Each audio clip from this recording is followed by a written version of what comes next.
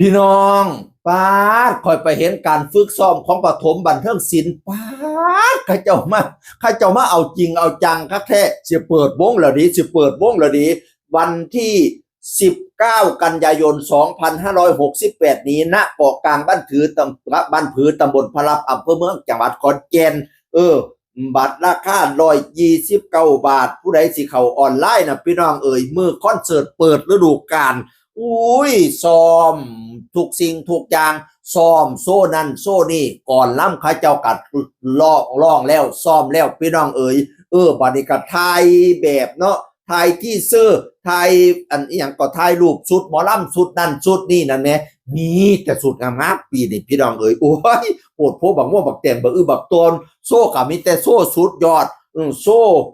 อุ้ยกี่โซ่วะข้าเจ้าเขียนมาหลายโซ่เติบอยู่ก็เห็นน่ะ โซ่ผีตะโขนโซ่เต้นนั่นเต้นอุ้ยแล้วกการเต้นของเพื่อนนี่เป๊ะมากเลยนะแดนเซอร์เมืองทิพย์เนี่ย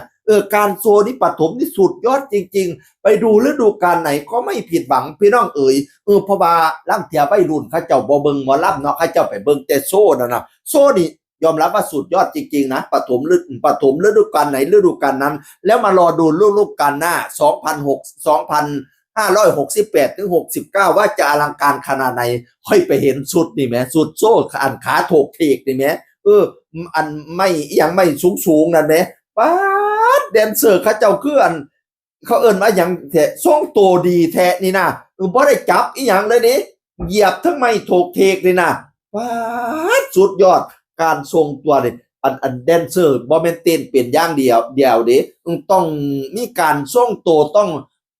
แต่ละท่าแต่ละทั้งต้องได้สุดยอดอีหลีเนี่ยนะไปโตแดนเซอร์เมืองทิพย์พี่น้องเอ้ยยืนเทั้งขาโถกเถกไม่โยกเยกนี่แหมพอปฐมแล้วก็เล่นไล่ทายเนาะทายว่าสั่นตัวแล้วก็มาเม็ดอีหยังเนี่ยเม็ดอีหยังอีกเนี่ยปะนะวานะโตฤดูกาลนี้ห้ามพลาดนะห้ามพลาดนะไปแสดงอยู่ทั้งใดนี่ห้ามพลาดวันที่20วันที่19เนี่ยวันที่19เนี่ยคอนเสิร์ตเปิดฤดูกาลอยู่เกาะกลางบ้านผือตำบลพระลับเด้อวันที่21จะมาเมียงเลยบ้านค่อยบิ๊กซีบ้านค่อยคอยสิไปเบิ่งแดนเซอร์ขี่ไม้ขาถกเทกพี่น้องเอ้ยโอ้โธ่คือสิเลิศคักแต่ว่าเนาะนั่นละมาชื่นชมวงปฐมบันเทิงศิลป์ของอีพอดาบสอเสียงอื่นคนเก่าเว้าสู่ฟังสวัสดีครับสวัสดีครับ